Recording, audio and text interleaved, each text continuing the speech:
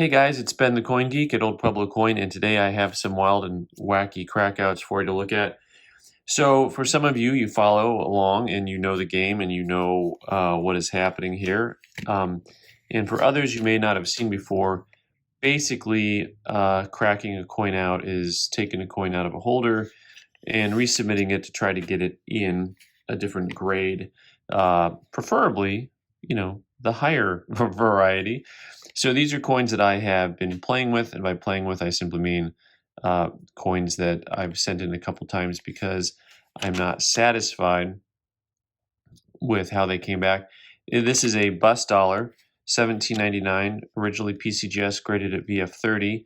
I happen to think that the coin is quite nice, nicer than the VF30.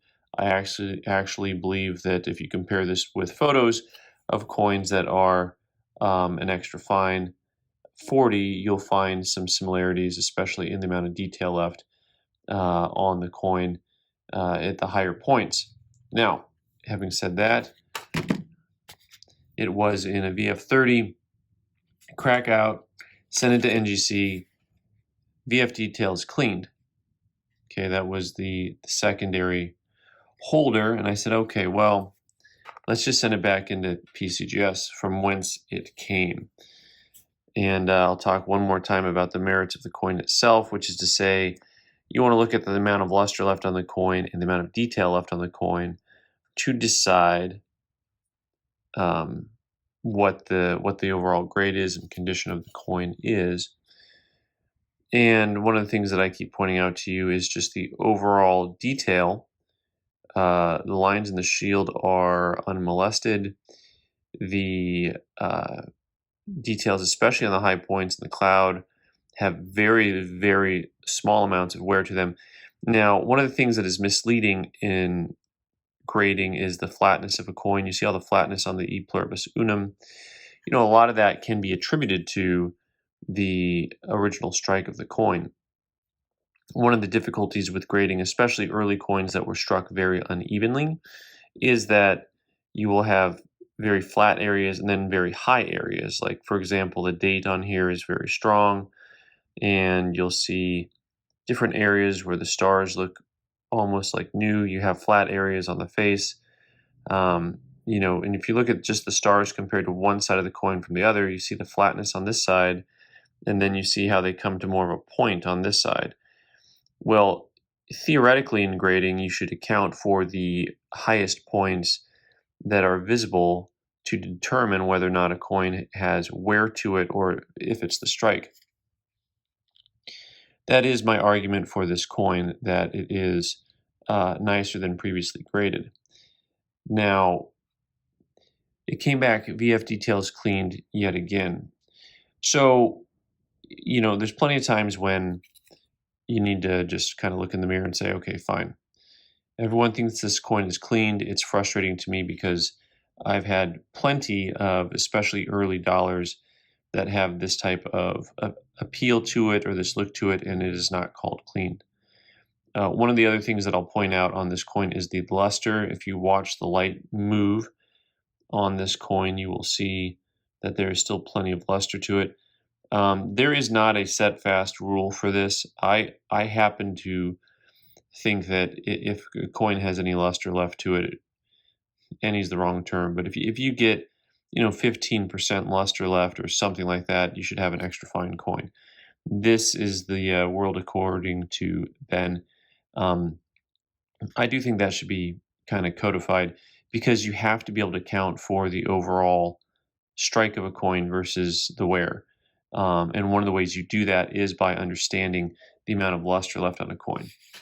So let bygones be bygones forever.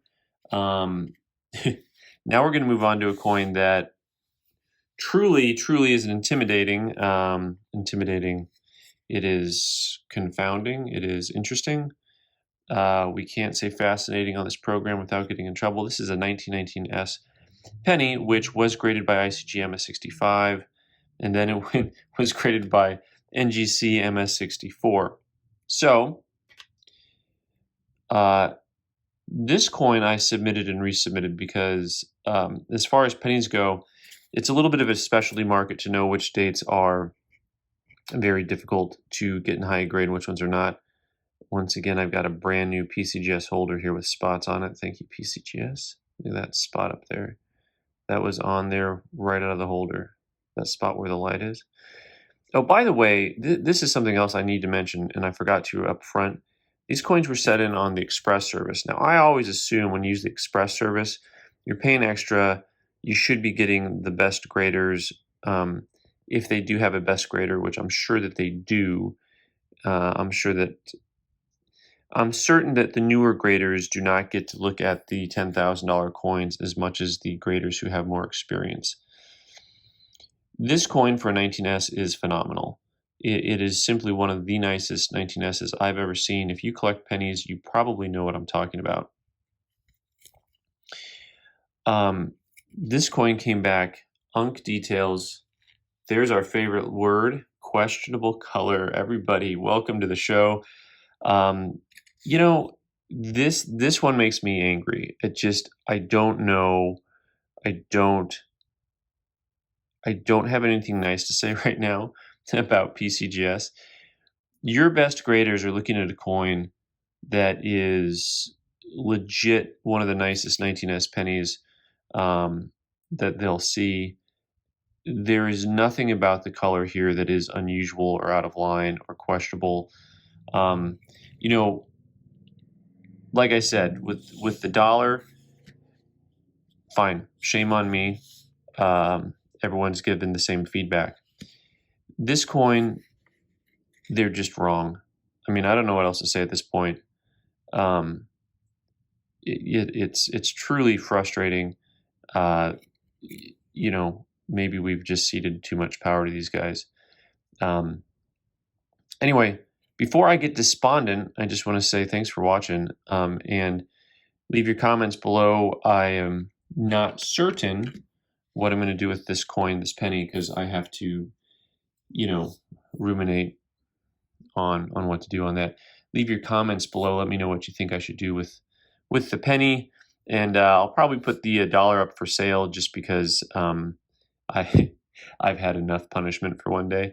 Thanks so much for watching. I've been the Coin Geek. You can subscribe by clicking on the button in the corner and watch more videos on the right side of the screen. Thanks.